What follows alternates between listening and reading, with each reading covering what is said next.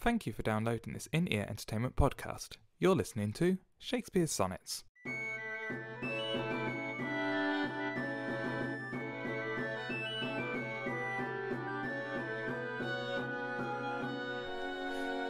Sonnet number 2.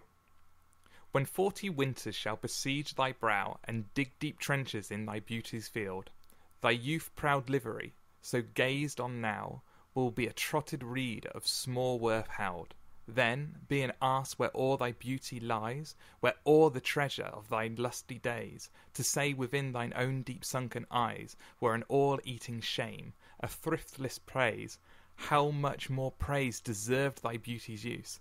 If thou couldst answer, this fair child of mine shall sum my count, and make my old excuse, proving this beauty by succession thine. This were to be new made, and when thou art old, and see thy blood warm when thou feelst it cold. God blimey, that one I messed up quite a lot of times. That is a tough one, to be fair. I apologise to all our listeners. That's sonnet number 2 from Shakespeare's Sonnets. I'm Mark Chatterley, and I'm with my good friend who will talk. Thanks. That's quite a nice announcement. My name is Thierry Heles. And we are collaboratively, I just can't speak, going through every single one of Shakespeare's sonnets for you and just chatting about them for a little bit, and hopefully we will learn something from each other and you'll learn something from us. So that was sonnet number 2 in what's called the procreation, or what's referred to as the procreation chain or grouping. I'm forgetting all my words. So yes, I'm going to let Thierry go first on some things to talk about, things that jump out at him from this sonnet. Well, we very much continue the theme from the first one here. He's still we still have the old age that's coming towards the young lover. I do like, you mentioned it in the last podcast, but the idea that 40 winters, so being 40 years old, it has besieged thy brow. So at 40, you're quite old. Well, I mean, the physical deep trenches in thy beauty's field. I mean, he's just basically saying you will just look disgusting by the time you are 40. you're the wrinkles, the deepest wrinkles, and just your face will just not be pleasant to look at anymore. So get on it. Get on with it now. So what Shakespeare's saying is back in Shakespearean times, by 40 years old, you look like a Klingon, and therefore you need to get it on. But I like the language in this. It starts out being very physical in terms of nature. You've got besiege, which is always to me outside. You besiege someone outside. There's deep trenches. There's tottered. Whatever it was, I said it wrong in the first thing. Weeds, and it's very almost the worst of nature, or the man-made destruction of nature is seen in this person's face. It is very much military language almost, as you say, besiege and obviously dig deep trenches to try and get into a fortress. You would go under the wall. It's very, very aggressive. It's much more aggressive so than the first sonnet, I think. The first one was a warning. And this one is just flat out, I mean, you're almost dead already anyway. Have a child. Yeah. And we're an all-eating shame. To say within thine own deep sunken eyes, we're an all-eating shame. And thriftless praise. So the idea that the praise that you give yourself for your worth of your life, or at least this is how I'm reading it, is useless, is thriftless, has no meaning. Well, he's basically saying it's a sin to just love yourself. Well, not just love yourself, but don't be obsessed with yourself. Just try and not be so proud of your own beauty, and just find someone else to. It's a very odd. I'm finding. I suppose we've only done 2 of the sonnets so far, but from at least my point of view, going up to someone to say you should have children is a very personal. It implies there's a personal relationship between the writer and this young lover, the young man. I hope so. If he's saying it to a stranger, that would just be weird. You're ugly. Or you will be ugly. You're good looking now. Go have some kids. We're just somewhere in town. Walk up to someone and just tell them to have children. I found the last two lines. There's probably a proper word that I probably learned and studied. Well, the couplets, but the last two lines, don't they have an official name? The last two lines of a sonnet. I can't remember what it is though. But it's quite chilling and scary. This were to be made. This were to be new made when thou art old, and see thy blood warm when thou feelst it cold.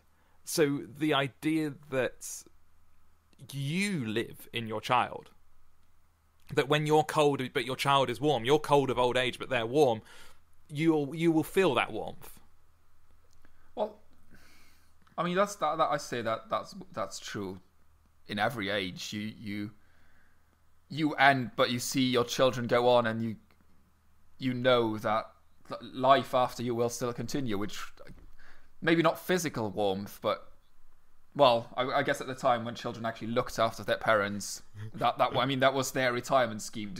Their pension was having children that would look after them when they were old. So I guess even in a physical sense, you could treat it as keeping the house warm or giving them food and that sort of thing. And I'm going to show my ignorance of history now, but I know it at times in history the family slept together in the same room, if not the same bed. So is there the sense of if you have children, you're kept warm in that way of physical warmth? They're around you, they're warming the buildings you're in. That might be, although it's been a while since I went to Shakespeare's house, but I'm fairly sure they had different beds and quite a few rooms. Okay. So I'm not sure if they actually slept in the same. There are people listening to this podcast going, "He's so dumb." Well, yeah, he thought they all share a bed. It was like bunk beds, and Shakespeare had the top bunk because obviously he was the top dog, and his kids had the bottom bunk, because you always get the top bunk if you were the cooler of the two kids. I mean, the top bunk is the best one. Exactly that. Oh my god, we're talking about bunk beds, and we've gone from sonnets to bunk beds. That's fine. I think another one, to get back on the sonnet, I think another interesting one is the third one, thy youth's proud livery, which, I mean, I don't know if you know the term livery. It's noblemen dressed up their servants in. I mean, the richer they were, or the more they wanted to show off their wealth, the nicer the dresses and the costumes they gave their servants, so they could show off how rich they were. So I definitely knew there was a link between sort of money and livery had something to do with clothing, but I didn't know exactly it's basically the clothing, and I find it quite interesting that he's making a reference to something that the person is not really responsible for, because I mean, your face will wither and die, but also the physical niceness of clothes and the richness of life will go away as well. It's not just your body that will wither; it's also all the privileges that you have now, and everything will go away.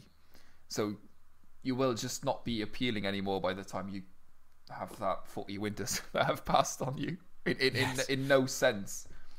So even your clothing becomes a tottered weed of small worth held. Exactly. Yeah. Is that how you say that word? Am I getting that wrong every time? Tottered. I would say tottered. I mean, I have different, because I looked them up, and there's different versions. Sometimes there's an apostrophe for the ed, and sometimes there isn't, and it's. I don't have a printed copy, unfortunately.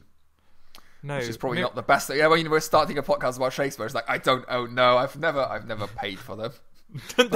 I think I did once, because when you go to university, you want collected works of Shakespeare on your shelf. Never opened it. I'm very bad. But you can get, and I suppose there's something we should say. You can get, if you've got any sort of smartphone, you can download the complete works of Shakespeare for free. You can go online and get the complete works of Shakespeare for free. You don't need to pay £60 for Oxford University's latest version of it. Yeah, they're not going to change anything. They might put in a new 4 words, but... And it's not like Shakespeare will get any money for it. You're not stealing from the author. Yeah. He's been dead for quite a few centuries now. And I suppose one thing, I'm moving away from this sonnet and more onto Shakespeare in general, one thing I would say to, if there is anyone listening who had read or was forced to read some of Shakespeare's plays in secondary school in the UK, which for non-UK people is the school we go to from around 11 to 15, 16, the versions of the plays that are generally given to school are redacted in places. So there are sections taken out which are deemed too rude for school kids, and that tends to be the jokes in and around genitalia and sex, and all these jokes which are quite fundamental to some of the stories, because Shakespeare plays are essentially pub plays to be put on in pubs, are completely missing, and I think it gives kids the wrong impression. If you reread one of these plays again, one that you've read before, you'll probably find whole sections you didn't know were there, which are actually quite funny, especially in the comedies anyway. Well, I mean, Shakespeare wrote them to appeal to everyone. He had the common people obviously standing in front of the stage who needed the more sort of comic relief jokes and the genitalia jokes, and then obviously the more highbrow stuff for the people who actually could afford to sit down and watch it. The noblemen and the middle class. And that wouldn't have been the same with the sonnets, though. The sonnets wouldn't have been performed at the time, I guess. Well, I mean, if he never actually gave his permission to publish them in the first place, I mean, they certainly wouldn't have been put on the Globe. No one would have stood on stage and read them out loud. It was just his plays you could go and see. Yeah. So I guess sonnets you read in private or to your friends. Yes, yeah, or to a young man you admire who you want to go out and see have sex. Exactly. Not in physically watch. We're not implying Shakespeare was that way, but we're just saying he wants this person, this young man to go out and father a child is what we want. Yeah.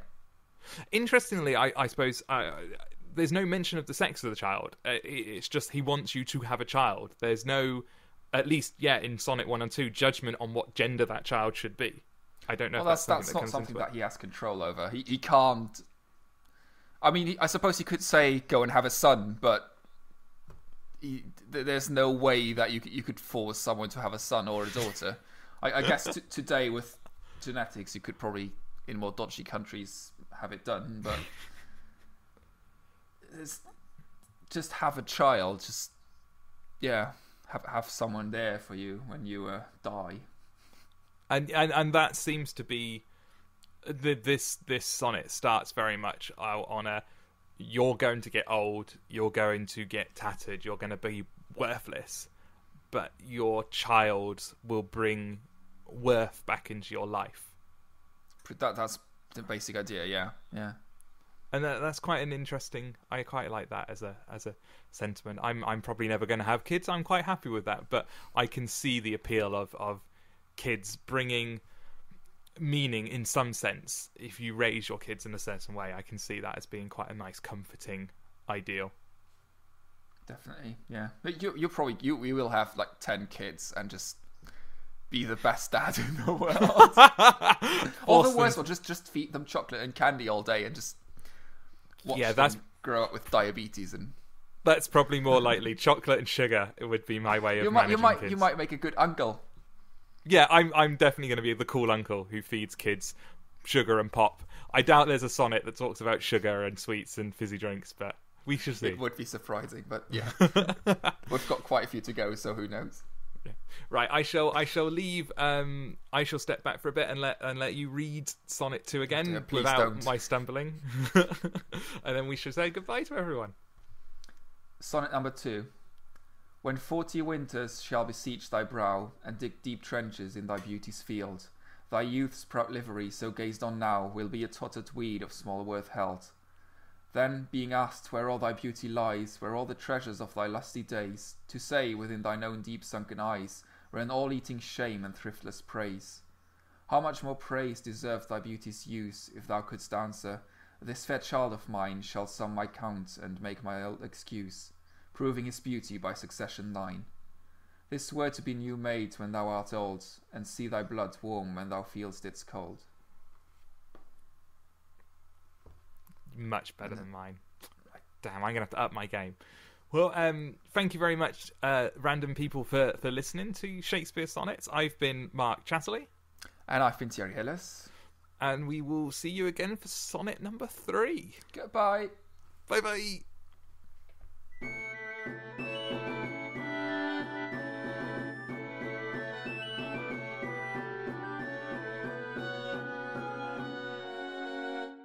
You've been listening to Shakespeare Sonnets with Mark Chatterley and Thierry Heles.